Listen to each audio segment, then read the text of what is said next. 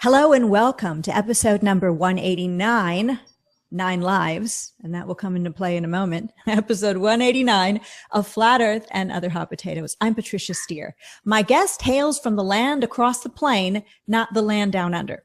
She lives in Queensland, Australia, but she was born in North Yorkshire, England. She's a massage therapist, a truth seeker, obviously, or she wouldn't even be on the show, right? She's a mother, she's a grandmother, a photographer, a musician. She has a band called Fireflies. She's a writer. She just completed her autobiography. I mean, what does this woman not do? She's a dog and cat lover, and she's created a bunch of things that are for sale on her Zazzle store, which we'll talk about, that promote the flat earth. Her name is Amanda McLeod, and she goes by the YouTube channel 7ravenwolf. She is certainly not upside down on a globe, and she's also a member of TTCC, the Three Cat Club, and we'll get to all that. We may have some technical difficulties during the show because prior to turning the show on, we noticed there was a bit of an internet thing, but we're going to work through it, and we can't really blame it on satellites or on you being on the other side of the globe, Amanda. Welcome to the show. Thank you for being here. Thanks for having me. I'm so excited, a little bit nervous because it's my first live show, but excited to be here today. Well, first off, since behind you, you've got a ton of musical instruments, I want to usually get to the flat earth part right away. But as you'd be talking about that, people would be looking at you and saying, oh my gosh, she's got a lot of cool things behind her. So I know you've got this band, the Fireflies. You've been in a bunch of bands, and I know you're a fantastic singer. So can you give us a little bit on the instruments behind you? I've just got some PA here, keyboards, and some of my guitars. A few bands over the years. At the moment, I'm in a band called Fireflies. We've been together for probably about a year now, and we've done a couple of parties and a couple of sports clubs and things like that. So, I've always been into music. I started playing guitar when I was in my late teens. I had a few lessons, but But I'd still class myself as more of a mediocre player, really. I don't play lead guitar. I'm pretty much just a rhythm guitarist and just basically a three-chord strummer. But it's got me through, and I love singing. And my daughter also sings and plays and writes. So I noticed when you were speaking, and let me go into the live chat and see if everyone else has heard it too. When we were checking out the sound before we went on, this didn't happen. Right then it did. It sounded like the microphone was staticky. And I know you just bought something to patch into a microphone. Is there a way you can unplug that if you can, and then plug it back in? Sometimes that works. I actually didn't plug it in because when I did, I couldn't hear you. So I'm just using the laptop microphone. All right, I hear a staticky noise. Let's go to the chat and see. So let me ask you, Martin. Yes, there's crinkly sounds, and Martin is very well aware of bad internet connections and crinkly sounds. So Amanda, could you go out and then come back in with the same link, and maybe that'll fix the problem? Yep. Okay, no worries. Okay, good. And we'll talk about you while you're gone. I'll say hello to everyone in the chat. And yes, there could be some static. It wasn't there when we started before. Amanda, go do that, and she'll drop right back in after she drops right back out. So all is one now. Is my voice crackly, or was it just Amanda's? Anybody? Hello, Bling Bling. Is it both of us, Timaeus, or just Amanda, or super static, says Adam Young. I want to know where it's emanating from. Amanda or myself? Anybody? Anybody? Hello? Bueller? Vincent says press F5. Yeah, that'll probably shoot me into outer space. Okay, no one is answering my question. Oh, that's nice, guys. Well, when Amanda comes back, we'll see what's going on. Okay, all is one now says it's not me. Well, that's good. I am glad that you're all here, though. And Amanda looks like her icon has come back. Fingers crossed that she does not have that staticky noise. She didn't have it when we started, prior to hitting the on button. She's back. I hear her. Okay, fingers crossed. Speak. What do you think? Amanda. I'm back. Oh my gosh, that sounds it sounds way better. Way better. Yeah. All right, we're good. Cool. Let's grab I'm not using channel mics, so yeah. All right, whatever that was, it solved it. Thank goodness. Okay, so what we were talking about was you've got a bunch of musical instruments behind you. You play guitar. You say you're not really an expert, but you love it. And also you've got drums, and your band is the Fireflies. Fireflies 7 is your Facebook page for the band Fireflies. That's Fireflies all together, but the actual band name is Fire and then Flies. And I know that there's a little bit of that on your YouTube channel.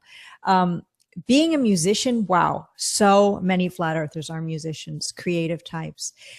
How did you get into flat earth? What were you looking at that caused you to stumble upon it?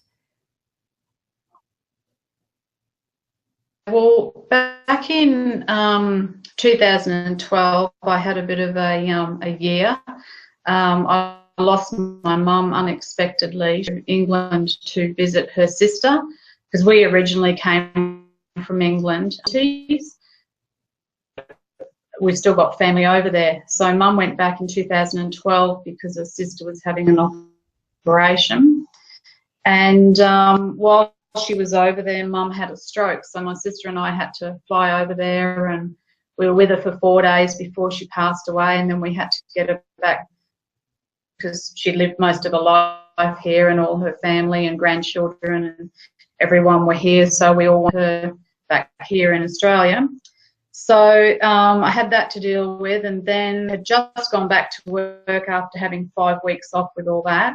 And then I got made redundant from my job of almost 10 years. I also had a couple of health scares, and I had to have an operation. So pretty much 2012 was a bit of a washout, for a low.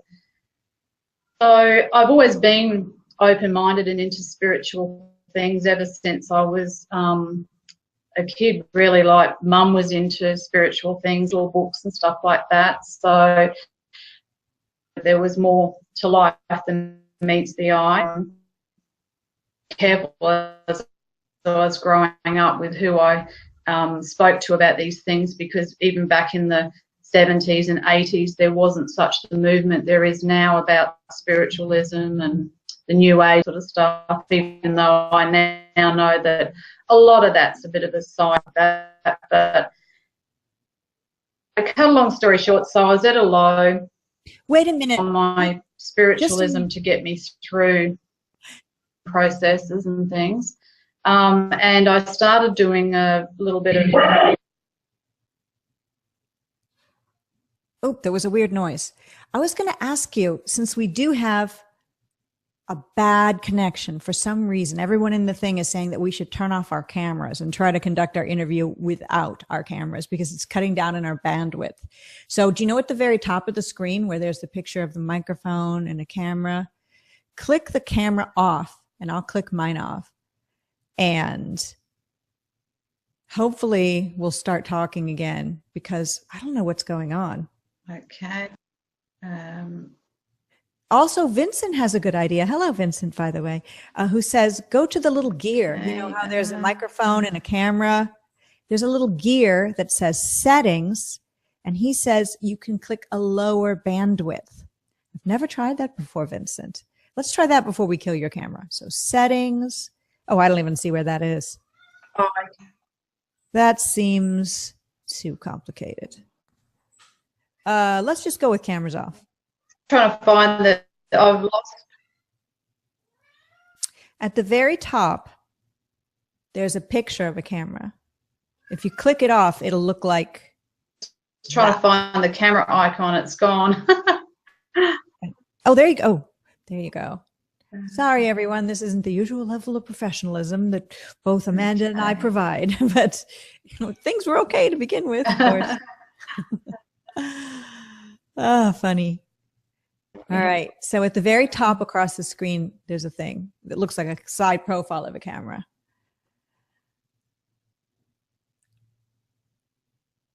Do you see it? No. Oh no, I don't know what to do. I did see it when I first came in, but it's Let me see. Maybe I can gone now. maybe I can turn your camera off. Yeah, so You think I could, right? camera. Worst show ever. If you move your mouse or your icon across the very top, it'll kind of flash. It's next to a red telephone, which hangs up and ends your call. Don't do that. If you move your mouse across, You can?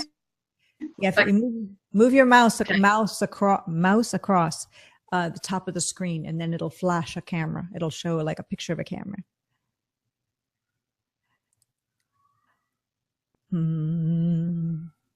See it? Let's see. Okay. Let's see if it worked. Okay. I see your icon. Now, fingers crossed. It just did a second ago, but yeah. it's going to get, oh, here we go. No, you're good. You're good. Camera, yeah. All right. So, YouTube says, Patricia, you think this is bad? It's not. Meaning, we all have heard Hangouts, which were so horrible. But I've listened to things that were horrible because I wanted to. I wanted to hear the people. Okay, it looks like you came back. So whatever you did turn your camera off before is do it again because it was off, and I think you did get a better signal. I'm going to turn mine off right now. So okay, I've just got space woman, space me. So go to the scroll your mouse across the top of the actual YouTube Hangout, and there will be a camera, and click that. It's a sideways icon. Oh, okay. Oh, there you go. Whatever you just did. Double clicked. That's it. That's it. Yes. Okay. I think we've got it. Yeah.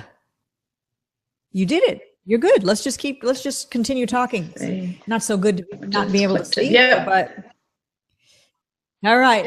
Stay right away from the computer now. Yeah. We could better now. See, we could have done this in our pajamas, really, because no one's seeing us. Okay. So okay. Whew. Now, let's start over. Yeah. All right. Well, here we go. Better now? Yeah, I think we're better. All right. As Nathan Oakley says in the live chat, on with the show. Okay.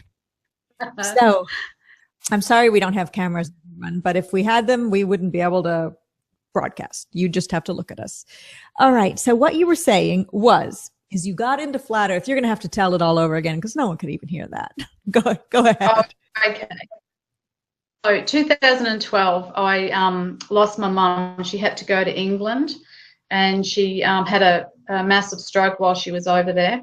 So my sister and I went over, and she passed away 4 days later, and then we had to bring her back here. A few weeks later, after we'd gone through all that, I got made redundant from my job of almost 10 years. Had operation and had another couple of health scares. So pretty much 2012 was a bit of a washout for me, and I was pretty much at a low. But I'd always been quite spiritual ever since I was a young girl because Mum was into spiritual things, and I knew that there was more to life than meets the eye, and obviously more than the physical plane. So I started drawing on my spiritual sort of just sort of try and help me get through the grieving process. And the events across some things on YouTube was probably my eye-opener, even though I've heard people say that it is a bit of a controlled opposition to the zeitgeist, particularly when I started learning about the currency reserve and things like that. So that opened world for me, been lied to levels when I first read. And I'm probably into team. I ride a motorbike. I've always been in family or into bikes. And in 2000, the Queensland state government brought in the VLAD laws, the vicious lawless association laws, which were trying to squash a lot of the bike gangs and things like that. And they were bringing in like sort of really draconian laws where if you were in a group of 3 or more people, you could be arrested without any question of whether you were doing anything illegal and whatnot. So I really started getting into going to things in the city where they were having protests and things like that about these new laws that they were trying to bring in. That's when I also realised that the media is not what we actually see. Like, we were in some of these rallies in the city and there were thousands and thousands and thousands of people supporting, you know, the biker community, and yet on the news we'd get like a 30-second little blurb, and it was nothing really related to what we'd actually doing that day. So I started to question, you know, media and things like that. So one thing led to another, and I was sort of going through a lot of the truther sites, stumbled across, well, as what happens with most people, Flat Earth comes up on your feed at the side, and I sort of did what most people do, and like, what, Flat Earth? You know, we haven't believed that the Earth's flat for, you know, a few hundred years. On I think it was Eric DeBay's 200 Proofs, and watched that. To, I think it was allegedly Dave when he was talking on that show, and then Darren Nesbitt, ODD, and within a space of probably 2 to 3 days, away pretty much. I probably went through a day of toing and froing and can this really be real, and, you know, what's going on, sort of thing. But yeah, it didn't really take long for the penny to drop, because I'm fairly open-minded, and like I said, I've always known that there's more this reality than meets the eye, so it really didn't surprise me. So I'm actually quite comfortable with it. The only thing for me was, years had quite a few UFO experiences ever since I was a child, and in my 20s and 30s and even into my 40s.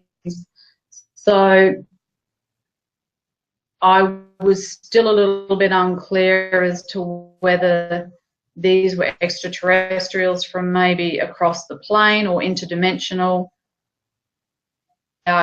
government craft. Hard to say, but I saw the lights and the speed and the maneuvers that they were doing, to me, felt like it was probably more other beings rather than just the government. So yeah, I'm still unclear, very still out on that with as far as go. But yeah, so that's pretty much how I got into Flat Earth, and then since then I've just the community, and I was already following Santos Bonacci because he was in the Freeman type movement a few years ago, and I was looking into the VLAD laws in Queensland and the way things are run, or the way things we perceive that they're run. I started to look into the birth certificate scam, the fact that, you know, the straw man argument, and the fact that we are actually and women and not persons. Yeah, so I sort of got into a little bit of Santos, and then I found out that he was also into Flat Earth, which was really and that. And I also recently found out that he just happens to live up the road from me, so I'm hoping to go to a flat earth sometime soon. Let me ask you too. Here's another. We're having horrible connection. You know where the mic thing was at the very top? Now, Vincent P. is in our chat, and he's a bit of a tech expert, and Nathan Oakley as well. And they're saying that there is a bunch of bars, small bar, and then rising So I'm just wondering, can you still hear me okay?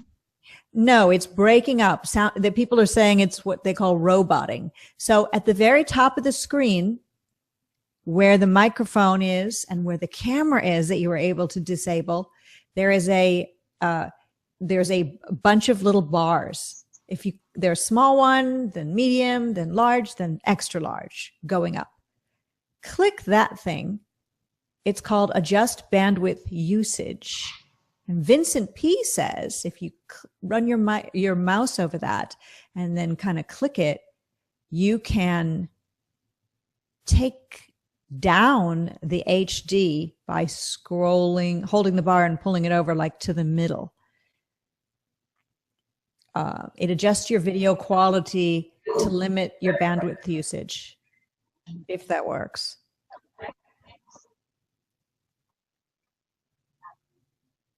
Did it work? Let's hope it works. Otherwise, I'm just going to have to get on a plane and fly there right now because people are like, oh, I have to go because I can't hear it. And you're so awesome that I want everyone to hear you. All right. Vincent is saying that is the correct. So you've been able to put the bandwidth down just a little bit?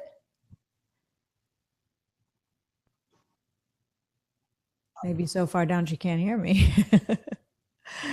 Did it work? Hello?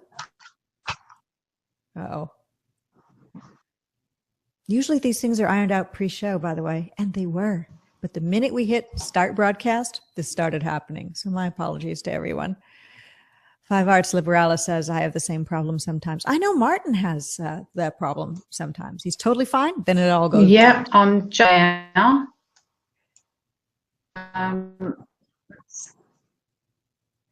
Did it work? All right.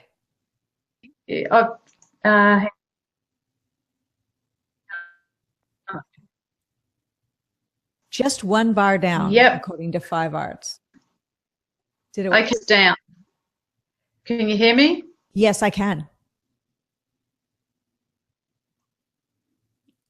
I can. Did it work? Sliding it down a little bit? Yeah. Hear me now? Yes, I can. You can hear me. Can you hear me? Yes. Thumbs up. And now she can't hear me. What should we do, guys? Okay. This is horrible. Yep, I've gone. You can hear me? Yes, I can. All right, I think I'm going to close this show because this is just not working. Yep, I think so. Yes. I can. Yeah, I can hear you. Yeah, thumbs up. Yeah. Okay. Hear you. We can hear each other. Let's talk a little bit more, and then we're going to decide whether or not if we're going to. Yeah, we might not even be able to continue, Amanda, because it's so bad. So let's talk. Oh, I don't know why. Okay. Let's see. Everyone here says they're happy on chat, so continue. All right, let's go. Let's continue. I'm sorry, Amanda. This is crazy. There was one other show I had with one other person that kind of went like this. And yeah, you know how it is. All right. Are you able to hear me, Amanda? I hear you loud and clear. Yeah. And you did lower the bandwidth just a little bit, right? Yeah, just down one bar. All right. Well, then we're going to do it. Take 3. Oh my God, I'm so sorry. Nathan Oakley says it's much better. Everyone say it's better? A couple people said they laughed. Well, fine then. Don't let the door hit. No, I'm not going to say that. All right. So you got involved with, with finding a lot of great content providers. I'm going to sum up what you sort of said. Santos, Eric, everybody found their work, liked it, and it didn't take you long to realize that we're not living on a globe. What about your family? Now you are a mother and a grandmother. You're a wife. Your bandmates. Have you talked to them about this? Obviously you have to. It's a big part of your life. What do they say? Yeah, pretty much everybody knows. I haven't hidden. I haven't been a closet flat earther. I definitely got it out there on my Facebook and whatnot. But I do pick and choose who I speak to about it, because I do realise that a lot of people have pulled away. I have actually had a few just drop off altogether, or when I do see them now, they definitely act. As far as family go, my husband is on board with it. He doesn't actually do Facebook or anything computer. He said he's still an analog guy. So very supportive. He gets it totally. My other family get it and some don't. So it's been a bit of a bone of contention, because not only with the flat earth, but also wrapped in other things like GMOs, vaccines, chemtrails, in the water, all that sort of stuff. Now, I've always been, but the more I've learned about sort of being and all the many ways that they're trying to attack us and our health, and I've become about it, which hasn't always gone down well with some people in the family. So again, I have to be careful. I have to pick and choose when and who I speak to about these things, but I've never hidden the fact of what I believe in, like it or lump it, really. But I just really, not that I ever shoved it down their throat, but I'm very passionate about it at one stage, and I realised that not everybody appreciates the same level of passion. Yeah, I know what you mean. Oh, that's a weird noise. Sounds like you've got a wild lion there with you. But this is the weirdest hangout with these weird noises and stuff. But I think we've got it figured out now with the connection, at least. Yeah, it is hard to exist in the society that we live in when we're aware and a lot of other people aren't, but you can't just be quiet about it. And I'm glad that you are not quiet. You are who you are. And if friends walk away, well, eventually they'll come back and say they're sorry. I know it's happened to me. I had a man unfriend me in a Facebook argument back in 2015 about flat earth. I wasn't arguing. He was arguing with me. And he recently came back and said he was sorry and has learned a lot more about flat earth from another woman. I don't mean that in the other woman sort of way, but I was the first person here talking about it, and he thought I was silly, but he heard other people talking about it. And some people have that mentality. If only one person is talking about something, they're crazy. But the more people who are talking about it, then they pay attention. That's actually really sad about human beings, that we have this sort of group mentality or peer pressure thing, but that's the way it is. So, well, yeah, I find that too. What was disheartening for me at the beginning, although I now don't take it as personally, but I was thinking, well, why don't family and friends believe me? Like, I've always been a fairly sane, level-headed, above-board person. And so all of a sudden I'm saying things that they're not agreeing with, and they're sort of thinking that I've gone off the rails a little bit. Not that anyone's actually said that in so many words, but I'm fairly sensitive to how people perceive, or, just energies with people, and you do get that feeling sometimes. And just little comments now and again from different friends and associates, that they're probably thinking that you're a little bit of a nutter, or gone off the rails. And yet they credence into things that now I'm realising are totally not real, like the scientific community, media outlets, things like that. They are so quick to believe that, yet they don't believe someone that they've known their lives.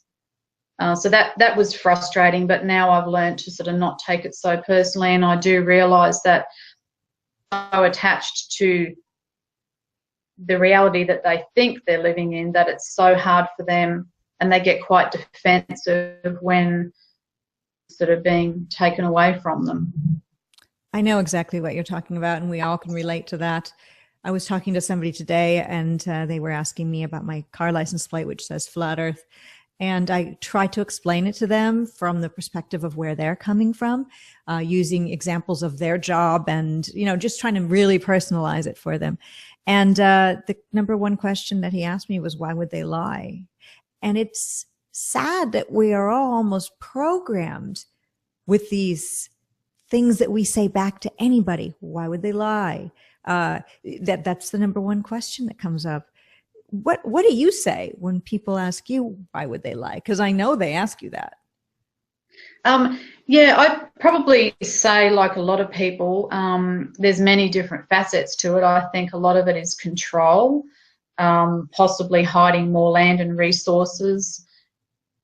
Also the financial gains that they get, like with NASA and the amount of money that they're raking in on a daily basis and things like that. So, yeah, and people, I guess, to look at the big lie, because I know as a child, like, it was instilled in me. Like, my mother always used to say to us, you know, if you've been naughty and I find out about it, I might be mad at you, but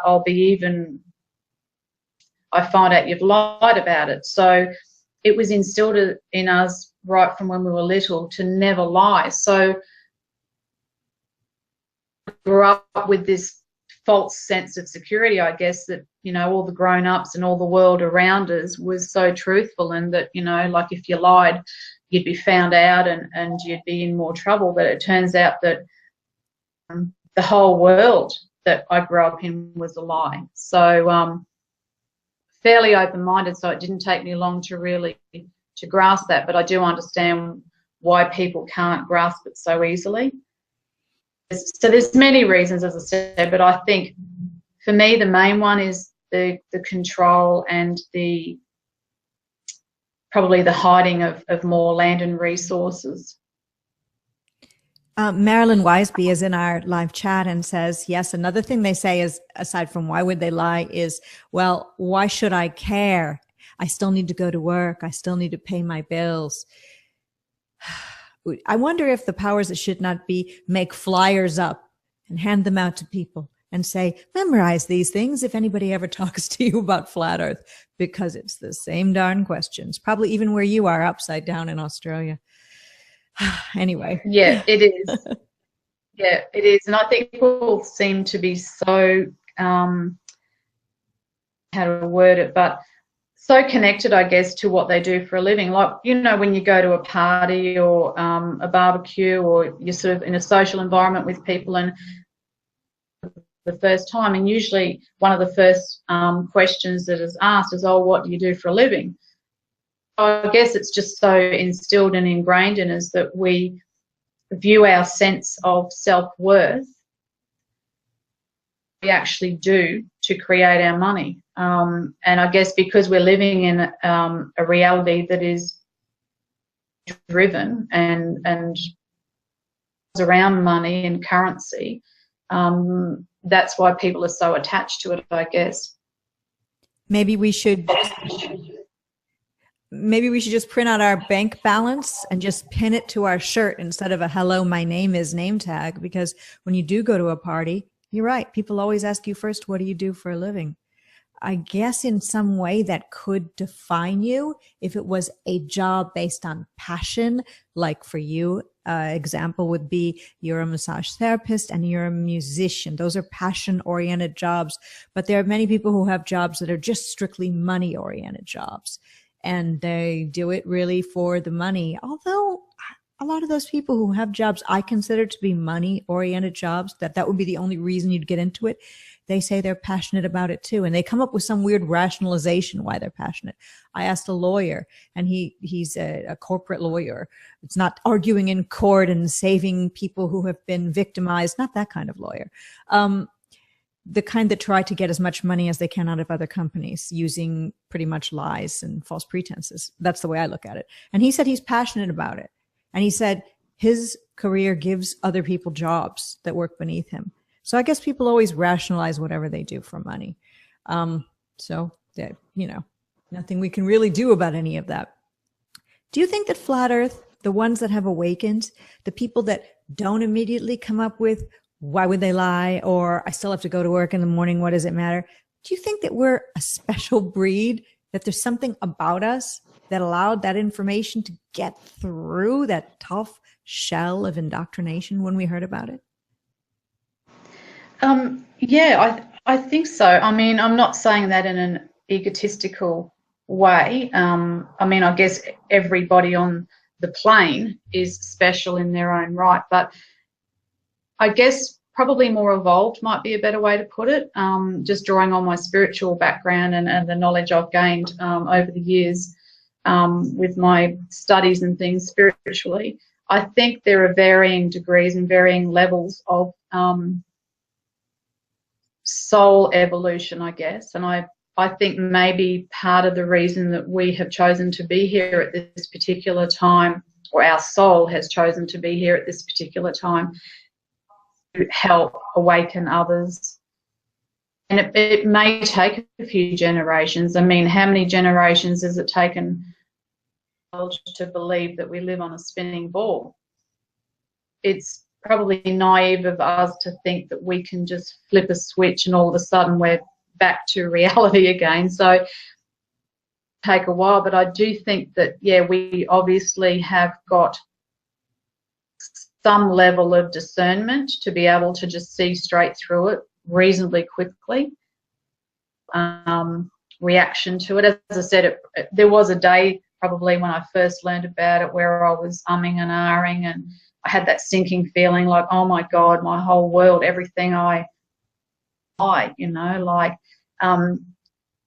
but it wasn't hard for me to get through that and out the other side within a day or so. I know other people have gone through that for maybe weeks or even months. But yeah, so I think to varying degrees, we're on different levels on a soul level.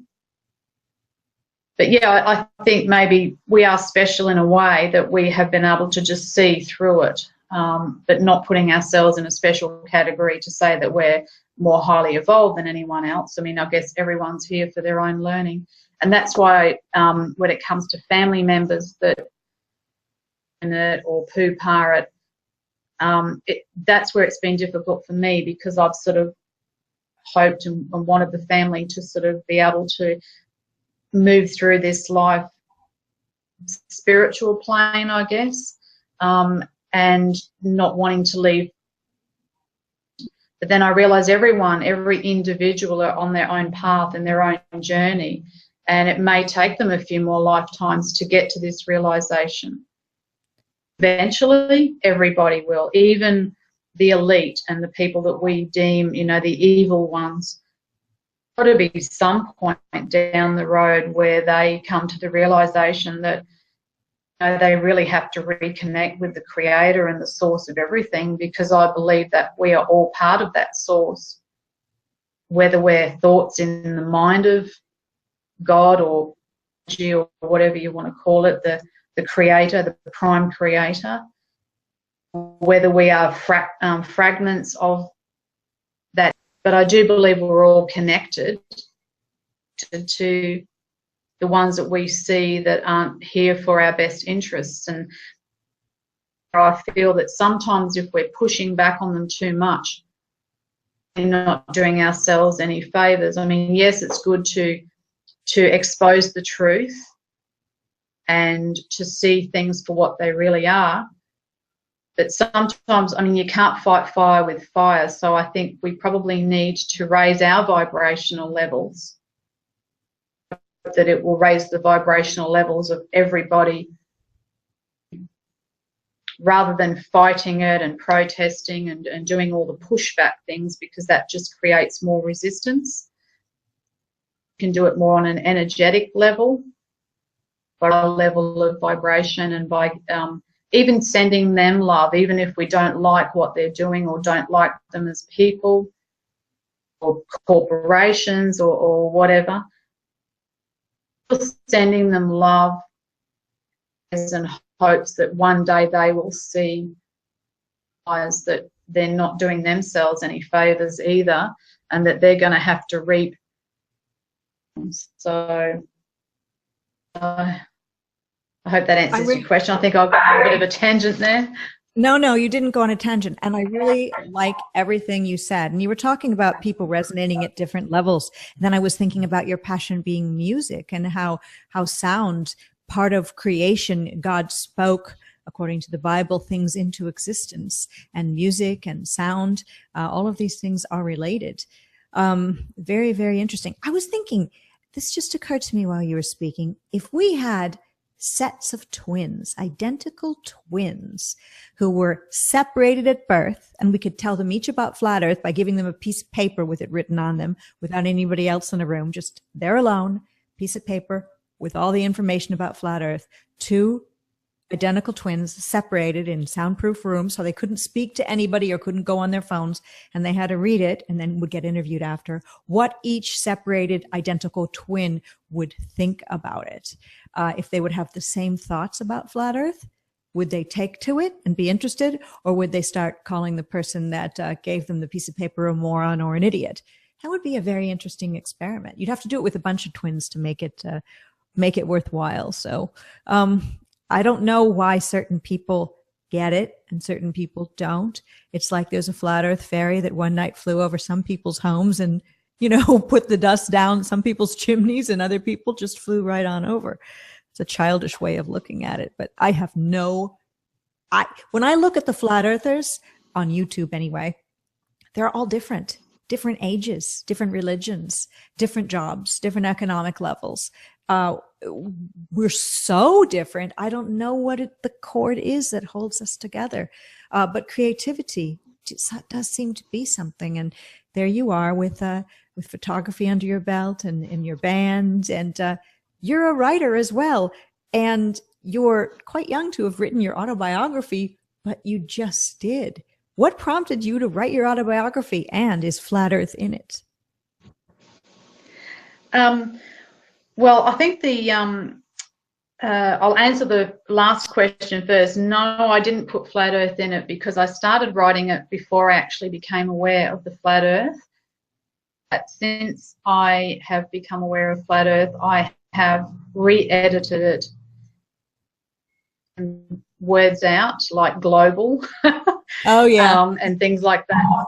Yeah. So I've had to re-edit some of it in the vein that I first wrote it. And the reason I wrote it was because of that year in 2012 where I lost my mum suddenly and unexpectedly in really, really bizarre circumstances. And there were a lot of forces at play that helped get my sister and I over to England to be with her before she passed away. I won't go into them now, but they're in the book in quite some depth. But just to give you a little bit of an idea, the day before I was leaving, I was walking down a street, last minute bits and pieces, and there was a busker, and he happened to be sitting there singing on Leaving on a Jet Plane. And that song was actually very relevant for my family because we emigrated to Australia in the 70s. Family that came over for visits over the years, when they got back on the plane, that was kind of like our family's sad song, like saying goodbye to family again, that we're going back across the.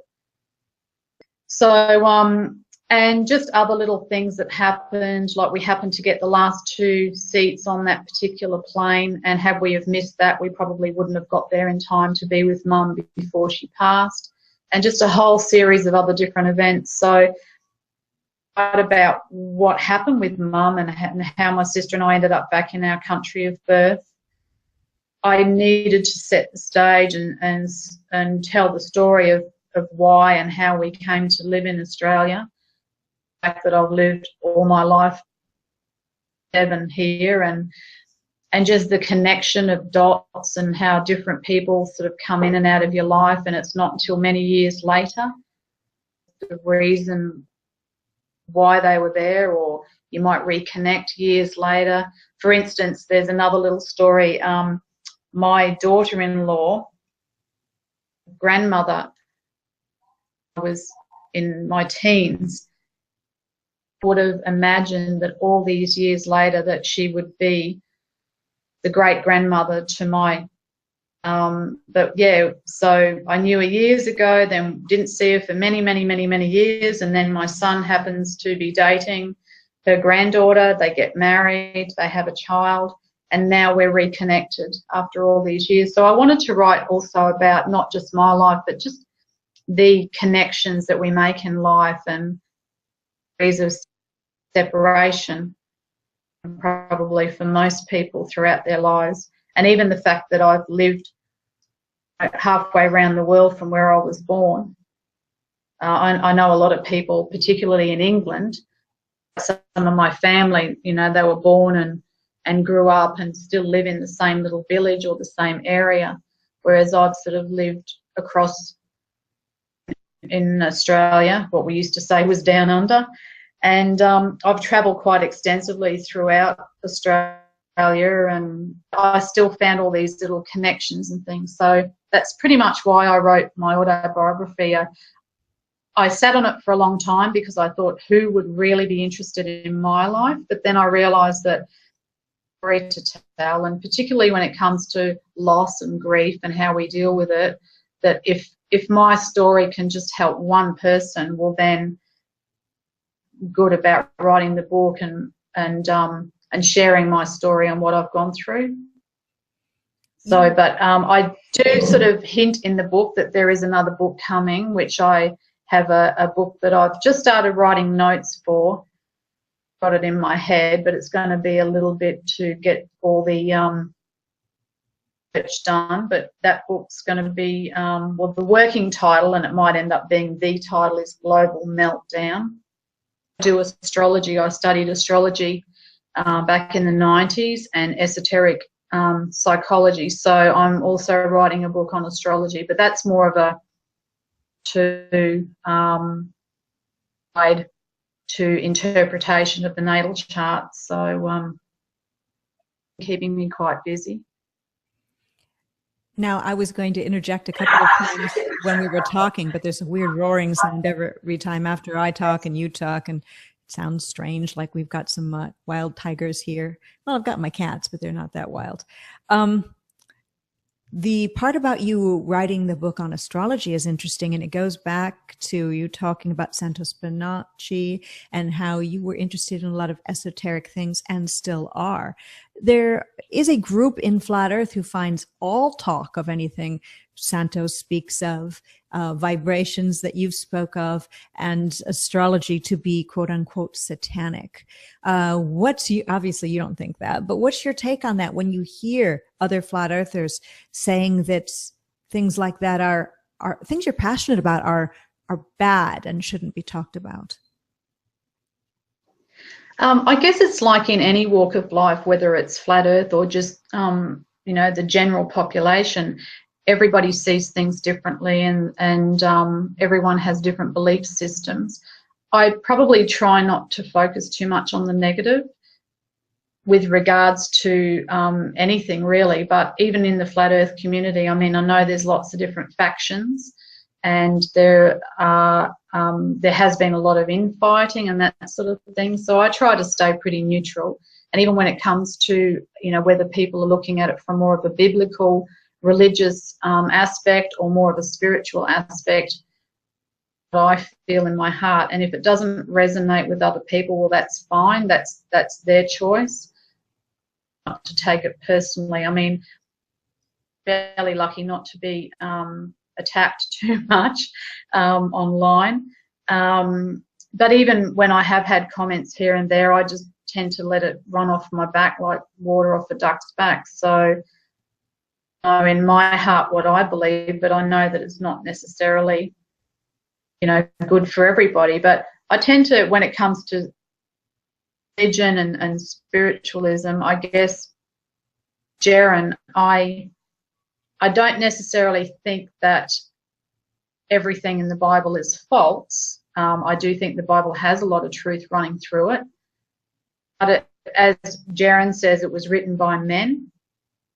changed umpteen times over the years for varying reasons, and the breakaway of the Roman Catholic Church and the Protestants and things like that. So, and the King James version, because the king was breaking away from the Vatican. So there's definitely a lot is probably false or misleading or not truth. I take what resonates with me, but I wouldn't say that I'm a religious person. I'm more of a spiritual person. I know that there's a prime creator, and I know that I am a soul having a physical experience. I don't know, and that also plays into the spiritualism. I think religious side of things often all the time, or read things into the Bible, or take things absolutely literally. Spiritual side is more of a feeling and the higher vibrations, or feeling the lower vibrations of certain things, depending on which way you're looking at it. But yeah, getting back to your question, I try not to take it personally, and I do know that Santos has probably copped a lot of flack too for his esotericism, and as I said, I've studied esotericism as well. But it's not, for me, dark. There are probably certain factions in there that use it for but then there are also a lot of religions necessarily doing the Christian thing. So yeah, I hope that answers your question. It certainly does. And there's that weird roar again. We have somebody whose initials are FES in our live chat who says, quote, anything I don't like is satanic, unquote. There's that mentality floating about. And I have noticed that in some live chats and on some videos, that there's people who, believe it's their way or the highway. And I have a more open-minded view about all this, and just hope that people who are angry and hating as their way of dealing with flat Earth will soon get over it and realize that this is a spiritual awakening, and that doesn't mean necessarily one specific type of spirituality. So forcing that upon someone is basically like the way the globe was forced on us. That doesn't mean that it's a satanic thing. It just means that not everyone is going to have a specific literal belief in the Bible, and not everyone is going to have more esoteric beliefs. We are all individuals, and we all have the right to have our own way of looking at this thing, the fact that the Earth is not a globe. What should we do with this new information that we've got? I know you were talking about, we need to raise our vibrations, just be better people, and talk about it with other people.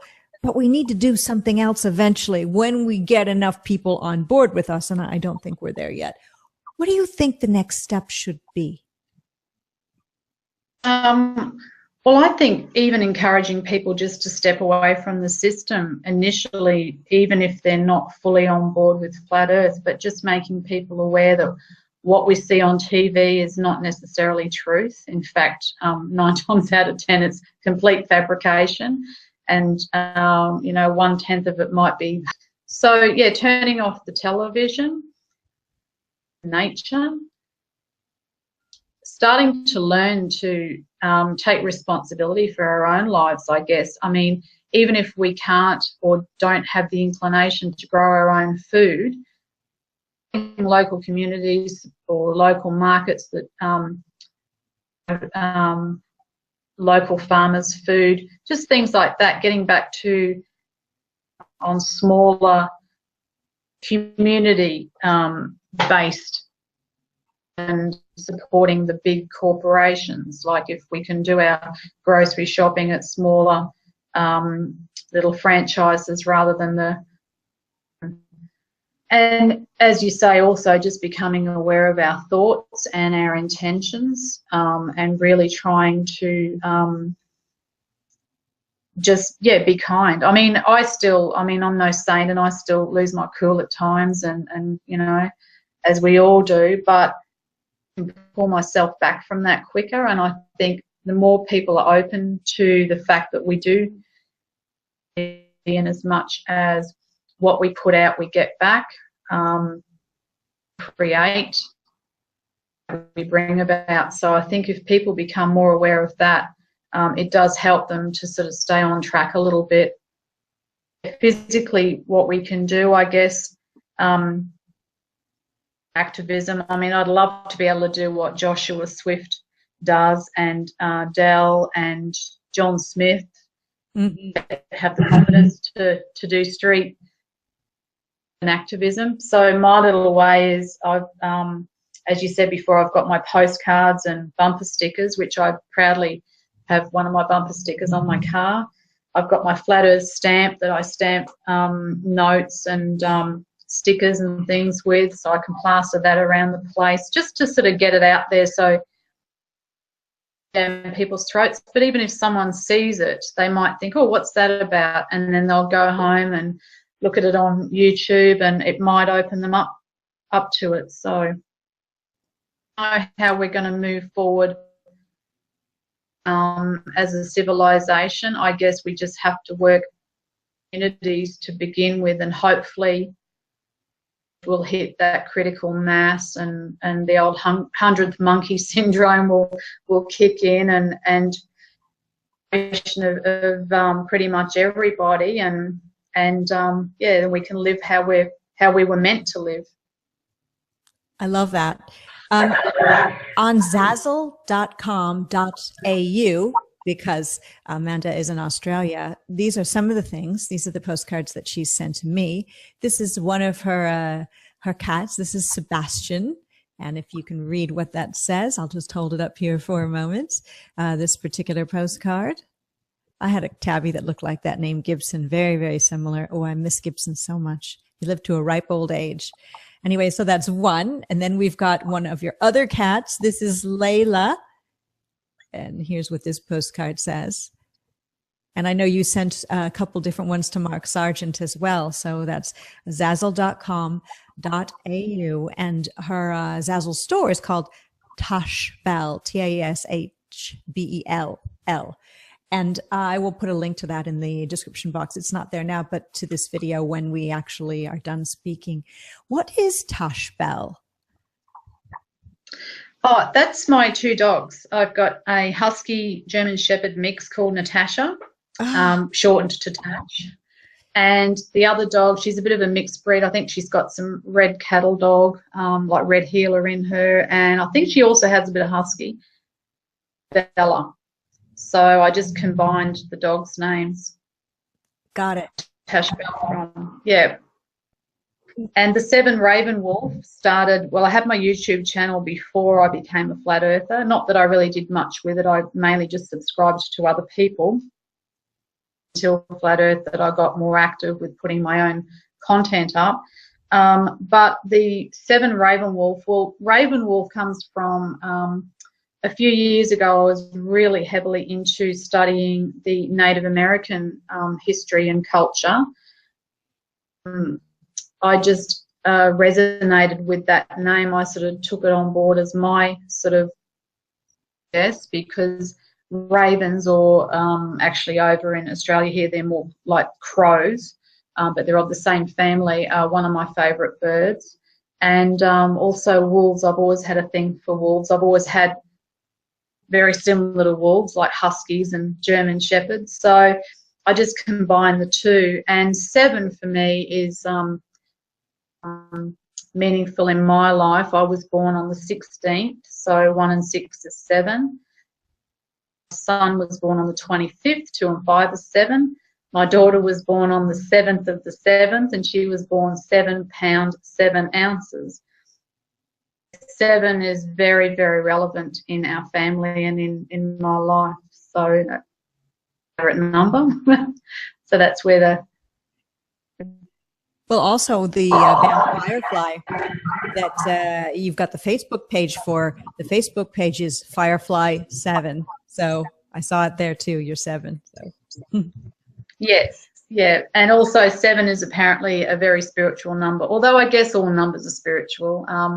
because again, not wanting to get sort of back into the religion and spiritual type things and rehash all that, but I think put too much into the symbolism about, the Illuminati symbols and the numbers and this and that. I mean, I do believe in numerology. I've studied numerology. But I think that every symbol can have its positive and negative connotations, and it's what we make of it and how we use them and the intent behind them. Energy. So yes, I guess the powers that should not be do use those signs and symbols and numbers for nefarious. We are using the same numbers and symbols, but we are putting higher vibrations behind the intent. Then we're raising that vibration and putting it out in a whole different light. So I think everything in physical form can be deemed as spiritual, because it all ultimately goes back to the one source and the creator of everything. Right. There's no bad numbers. No. You know, yeah. An interesting comment in our live chat from Brandon Esteban says, it's looking like Vedic astrology is the mechanics of flat earth, how the energies of the luminaries and what they do. Interesting comment. What about the eclipse? What did you think about how all that went down, and did you view it, or were you able to see much? We actually didn't see anything in Australia. It was actually dark. Sort of, I think it was nighttime or early, it might have been early hours of the morning here, when the eclipse actually went over in America. I saw plenty online. I was definitely watching, definitely watching a lot of the different feeds online. I did actually do a of the energies. I cast a chart for the actual point of totality when it first hit. I think it was Oregon.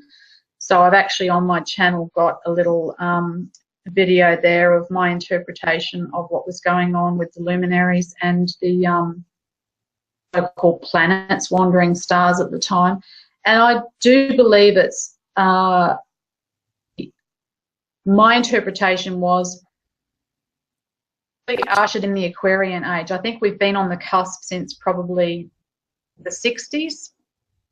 But definitely coming into the 60s and 70s, we were starting to sort of come from the Piscean age into the Aquarian age. But I really think that the eclipse on the 21st of August was pretty much, we are now to the Aquarian age. And I think that's why also we're seeing such a breakdown of the establishment and the things that have crystallized and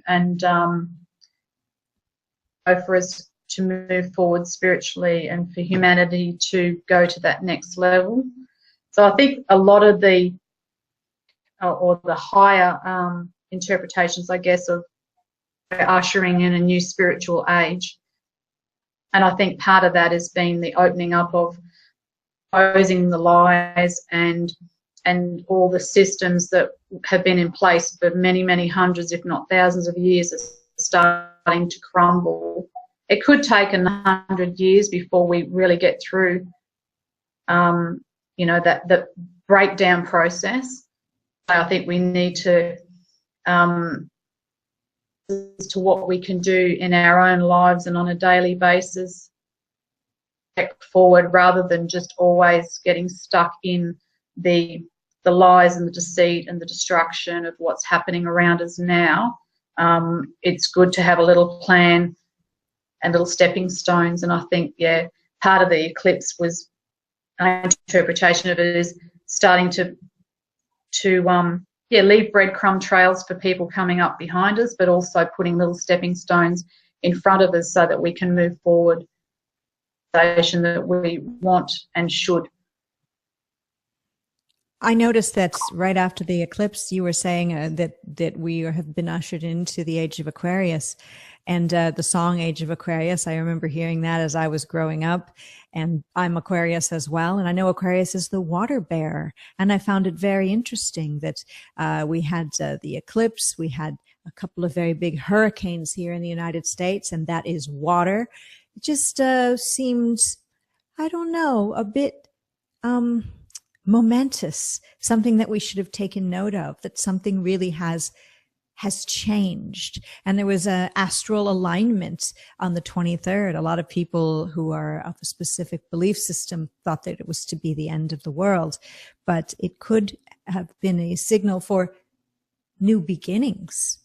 And do you know about the alignment? I mean, I know astrology is something that you're passionate about. Yeah, and you're right. I do think it's new beginnings. As I said, I think we are really well and truly into the age of Aquarius now, and I think and the water is cleansing the hurricanes, and whether they were geoengineered or not, I'm still not sure. I have looked at a lot of the that people have made and podcasts pertaining to the fact that, yeah, our weather is completely engineered now, and there seems to be a lot of evidence for that. But again, nothing happens without reason, and I also strongly believe that the Creator has a certain amount of tampering with the natural order before nature rebels. So whether it could have been a case of a bit of both going on, but definitely water is cleansing. And yeah, I think the alignment is, yeah, new beginnings, definitely. And I think everybody, especially people that are more awake, whether they're into the flat earth or other things, but more aware people, sensitive people, have had that feeling that we are absolutely on the brink of something big, and that definitely changing, and have changed even in the last month.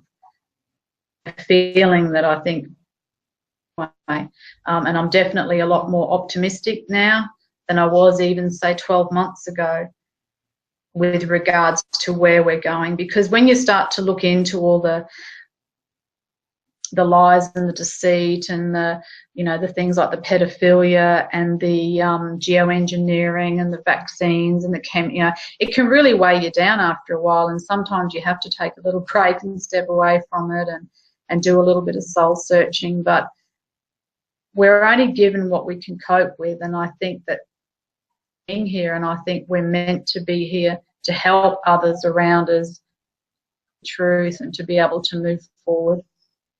I agree 100% with what you just said. Definitely.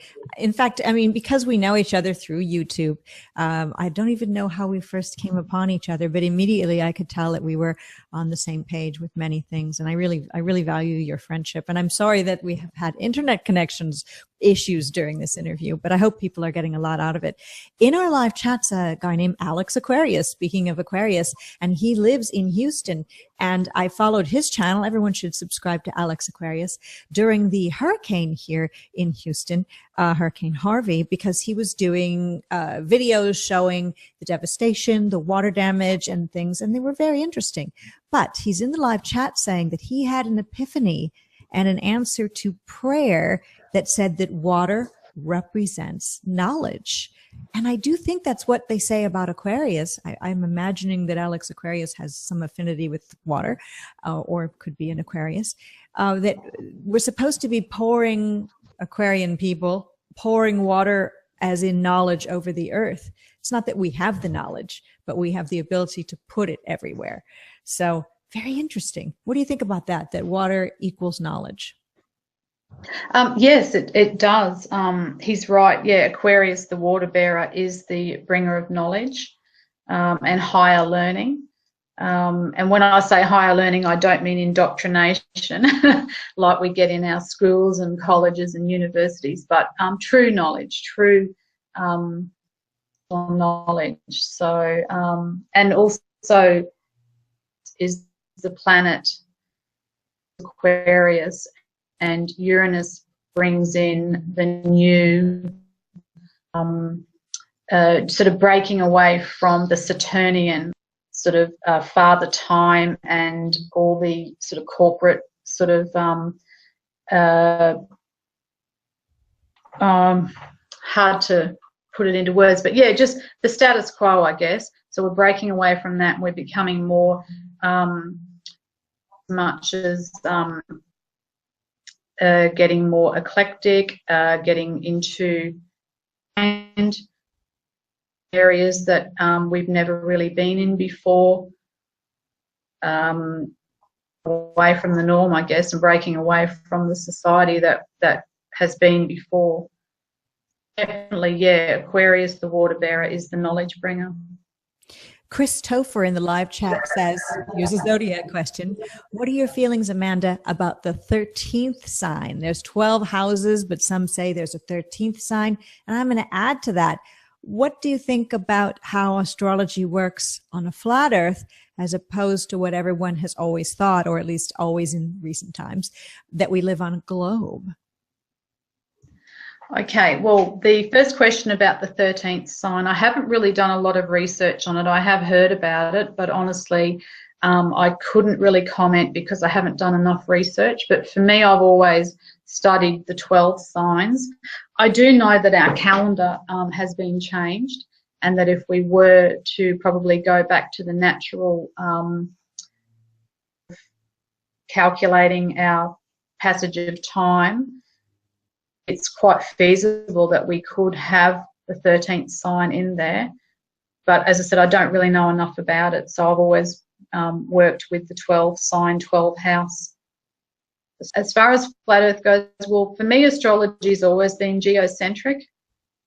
Studied and first got my degrees in astrology back in the 90s.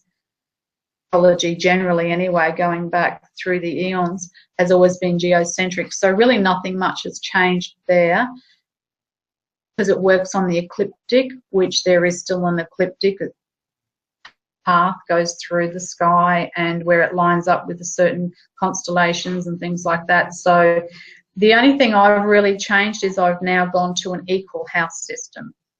I used to use the Placidus house system, but I've changed now to equal house system. It's probably a bit too long and involved to go into that here, but for those that do know astrology would probably understand that, yeah, the equal house system gives degrees per house. I've just found that that seems to work a little bit better on the flat stationary plane. And that, yeah, astrology has always been geocentric for me. They've changed that much. Amanda, what about your astrological sign? Can you tell us what it is and if you think it fits you? Yeah, I'm a Piscean sun sign. I was born on the 16th of March, and I've got a Virgo moon, and I've got Cancer on the ascendant. So Cancer is my rising sign. And funnily enough, talking before about connections, when I was talking about writing my autobiography and the different connections, I also saw a lot of connections with our family, because sun sign with a Virgo moon. My mother was a Virgo sun sign with a Pisces moon, Libra, and he has a Taurian moon, and my sister is a Taurus and she has a Libra moon. So there was, yeah, obviously a lot of dynamics there with the oppositions happening in the most to learn. You know, the opposites attract, and you've got the most to learn, or you mirror one another when you're in opposite signs. And my children have also got their Cancer sun signs, and I've got a Cancer rising. It's got a Pisces moon, these sun signs. So yeah, there seems to be a lot of the Pisces, Virgo, Cancer family, you know, circle. Interesting. In my family, my father was Libra, and my sister Pisces, and my brother Taurus, and my mom was Leo the lion. And I don't know that any of those signs have close affinity, although my father and I, who were quite close, the closest of everybody really, you know, I mean, to each other, if that makes sense. let me put it better. I was the closest to my father. Libra and Aquarius, those are the two that get along the best according to astrology. And it turned out to be true. So I don't know that if it's better to get along with somebody or to find somebody who is opposite you, because that will create more learning. And I mean that even beyond astrology, even if you think astrology is garbage, finding somebody who is a bit of an opposite might give you more chance for growth. I probably wouldn't recommend marrying them, but it might give you an opportunity to learn lessons about other people and yourself. Do you agree or disagree with that? No, I agree, and I'm actually in a situation because I've been married twice. I was married quite young when I was just 20. Didn't last very long, but my first husband was a Libra, as I said, and my current husband, who I've been with for the last 29 years, he's a Virgo. My mum was a Virgo. As I said, my moon sign is a Virgo. My grandfather was a Virgo. Wow. My daughter-in-law is a Virgo. So there's lots of Virgoan energy in the family. Yeah, so Pisces and Virgo are opposites. Yeah, but nice to learn from one another, and I can see that has played out in our lives. Like I've things, and he's taught me a lot of things. So, and I think we've met in the middle, pretty much ups and downs, I guess, as a lot of long-term relationships do. But yeah, we definitely have learned a lot from one another. Opposites attract. Opposites attract, but can also create a whole lot of problems. I'm really not sure what's best with relationships. I think you just have to play it by ear. And if you've got signs that are supposedly suitable, it could work great, or it could end in a disaster. And I've had signs that I'm supposed to be with end in disasters, and signs I'm not supposed to be with end perfectly well. So I guess we don't really know until we get into it and try. But I do like astrology. I am fascinated about it. Also numbers and how your birth date, and you have a life path number. Is that something you've ever looked into, life path numbers? Yeah, I've just started to look into that a little bit. So I wouldn't know off the top of my head. I can't remember. I'd have to write it all out again. And yeah, but I've just started studying side of things. So yeah, I did find when I was doing mine that a lot of it did ring true. So I'm a strong believer in the energy of the numbers as well. Yeah. I know that I've looked at different life path numbers other than the one I have, pretending that that's me, and it didn't resonate at all. Same thing as astrological signs. If I read about a Leo like my mom, I'll say to myself, that's not me. Or a Taurus, for example, like my brother, I will know that that's not me. So maybe we are only taking these descriptions of what our star sign's supposed to be and putting those characteristics on ourselves, or maybe that's really true. I don't really know, but I do know that prior to Flat Earth, I thought astrology was garbage because I didn't understand, with everything shooting through space and rotating, how it could ever work. But now with Flat Earth in my life, it does make a lot more sense. Yeah, and I think we brought it home to more people that were of similar mind as you about astrology, Flat Earth, because if the stars are so close, they have a lot of influence on us, and you know they're right there. Or you know, when we were believing that they were hundreds of thousands of light years away, you know, I could understand people could say, well, how can they affect us? So yeah, I guess the realization that the earth is flat definitely would open up more people now to looking at astrology as a true science. And I think that's another ploy that the powers that should not be did, was to make astrology seem to be a bit of a non-scientific, just I guess, and to put astronomy ahead of astrology, whereas really it should have been astrology is the true science, still a place for astronomy to look through telescopes at the sky above us and things like that. But the astronomy that they have given us is definitely, to say the least. Yes. Now, at the beginning of this interview, when we had a horrendously horrible internet connection, you were talking a little bit about your mother when she was alive and you going to different seminars, things like Wayne Dyer and Deepak Chopra and that sort of thing, because you had an incredible thirst for spiritual knowledge. As a flat earther now, are the things that you learned in those seminars still applicable, or do you feel that you've moved away from some of that now? I think I've moved away from some of it to a point. I still, thoughts create. Wayne Dyer, I absolutely adore.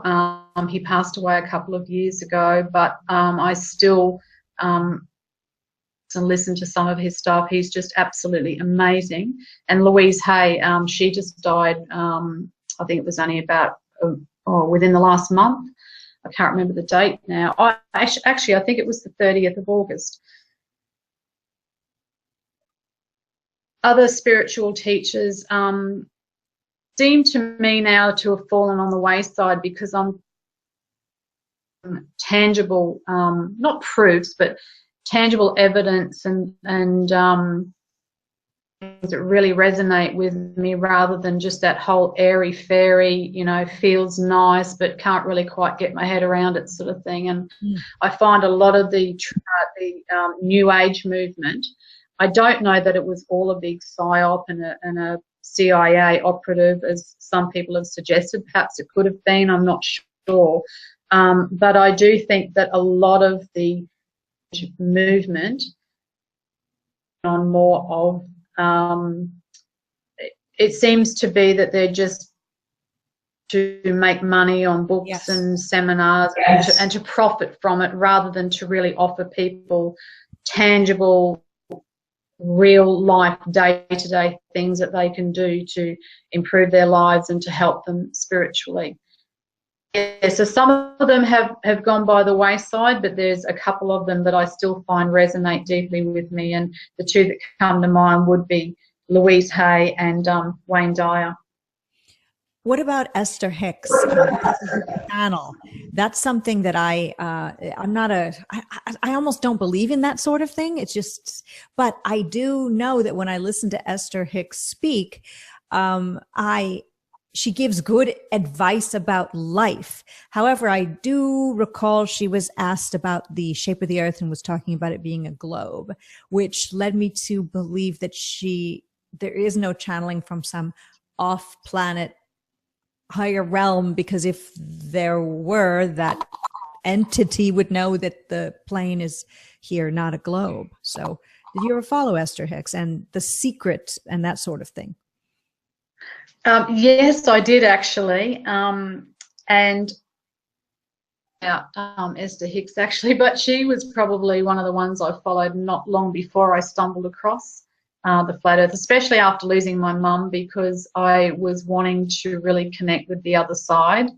I had plenty of first-hand experience, and I still do now with mum being around, so I'm not discounting that we can't connect with people that have passed over, but I sort of realised other guy, I can't remember his name now, but he was some entity that was purportedly in a spaceship above Sidonia or something. And I must admit, I got a little bit sucked into that to begin with, but then I realised, especially after Flat Earth, that I asked of the shape of the Earth, and they were still going on the whole globe thing, that, yeah, they're either, or they are tapping into either a part of their psyche that they believe is connecting to something higher, and, like demonic forces. And I don't use that term in the sense of people coming through that are giving evil, horrible, bad information, but it has been said that the devil comes in many guises and can even maybe give us information that could help us, but they are not being truthful as to who they are and where they're coming from. So, yeah, so I'm still not sure as to where they're getting their information from, and I don't necessarily think that they even think that they are tapping into something that negative or of nefarious, purposes. But for me, I've let all that go. I've let all the channeling but funnily enough, it's funny that you brought it round to this, because when I lost a really close friend, when was it? It would have been the early 90s. And his partner and I were doing a seance a few months on, trying to connect with him. I'm actually saying you should do seances, and it's something that I certainly don't do now and I would never do again. But back then we were sort of dabbling into these sorts of things. Seance, and the glass spelt out, because we asked a question along the lines of, what do we need to know, or what's the message for us? Mapping. MAPPING on the board. And that was the only thing that we got that we could make sense of. And I didn't know what it meant at the time, and it wasn't until I was opening up to Flat Earth that I actually realised the significance of what it could possibly be. I got chills when you said that. Very interesting. Huh. Very cool. Yeah. An important thing, and whether or not we're ever actually going to be able to map our world is one of those things we're going to have to wait and see. There are great minds working on it right now, but yeah, mapping. Wow, interesting. You have something in common, and I don't know if you know this, with Christine, bling bling, the BS of the ISS, because she, like you, used to be involved in bodybuilding. She was a professional bodybuilder. To me, I'm not a weightlifter really. I mean, I do some exercise, but not much. It's commitment to do that. How did you get involved with bodybuilding? That was after I'd had my daughter in the 90s, and a friend of mine was going to gym. So I just wanted to lose a few pounds initially after having my second child. And so I started going to gym with her, and she was doing the aerobics and the circuit training and things like that. And I didn't mind doing it, but I kept getting drawn to the weights room for some reason. So just gradually over time, I started doing more and more weights, and then just, really got into it. So I trained for about 3 years extensively. At the same time, I was also starting to do long distance running. And I also joined a surf lifesaving club and became a surf lifesaver. So I was really into health and fitness. And so the bodybuilding, I was just doing it mainly for myself, but I ended up doing a competition at the local gym. Really enjoyed it, but it was towards the end there, it was like training for 7 days, up to 3 to 4 hours a day. And while it had become a bit of an addiction, and also it's not good for the body to put it under such stress for such a long time, especially when you're doing these really super strict diets. A meat eater at the time. It was actually not long after I quit bodybuilding that I became a vegetarian. It sort of just happened naturally. I didn't plan it that way. But when I was doing bodybuilding, I was still a meat eater, but I ate very little red meat, mainly just chicken. And just, very super strict diet to get the body fat right down to next to nothing. And it does play havoc with your hormones and things like that. So long term, it's not very good. But I did enjoy it at the time. But gradually, for about 3 years of just went more for the surf lifesaving. And then I think I flexed my mental muscle, and that's when I got into astrology and esoteric psychology and all that sort of stuff. So came back to a gym since. I do a little bit of walking, but certainly not as fit as I used to be. But have you ever heard of Freely the Banana Girl? Freely the Banana Girl does, inspirational vegan posts, but she's out of Australia, and she is involved in fitness as well and light training. She's quite thin, so she doesn't do a lot of bulking up with weights and such, but she does a lot of biking. And I'm not quite sure of what part of Australia she lives in, but she's quite inspirational when it comes to exercise and diet and that kind of thing. Do you know of her, Freely? No, I haven't heard of her. I'll have to look her up. Yeah, she's pretty cool. A lot of people don't like her. They think she's preaching veganism, and I guess she sort of is. But since you're a vegetarian already, watching her is not going to offend you to any degree whatsoever. So you were saying that you... Well, I'm working... Go ahead. You go ahead. I was just going to say I'm actually working towards veganism. I've been vegetarian for many years, although I did reintroduce fish now and again, which I've since stopped again now. But I've cut out eggs and milk and yogurt and cream and things like that. The last two to go for me are butter and cheese. I'm managing to do the butter, just gradually weaning myself off butter. Alternatives out there, so I'm looking at getting into some alternatives. I have tried alternative cheese, and I've got to be honest, tastes the same, but I think at the end of the day, that's the last one to go, and then I'll be happy to call myself a vegan. I agree with the cheese thing. I found that cheese made of cashew nuts, cashew nut cheese, is actually delicious. Soy cheese, I don't really like at all. In fact, I hate it. If I taste anything with it, I have to just get rid of it. It's gross. But cashew nut cheese, so good. There's all sorts, spreadable and slices and the kind you cut yourself. So if you do have that in Australia, and you have a lot of stuff there, a lot of products, check it out if you have the opportunity. It's funny when you mentioned eating fish, and you also mentioned you're a Pisces. You can't eat your own kind. Isn't Pisces the fish? Yeah, yeah, I know. I never thought of it that way. I used to say when I was sort of eating fish, and people say, I thought you said you're a vegetarian. I said, well, I don't eat things that have faces. Fish have profiles, not faces. But, yeah, no, I still felt bad when I was eating them. For some reason, my body seemed to crave fish now and again, but I've managed to sort of get back on the wagon again, and yeah,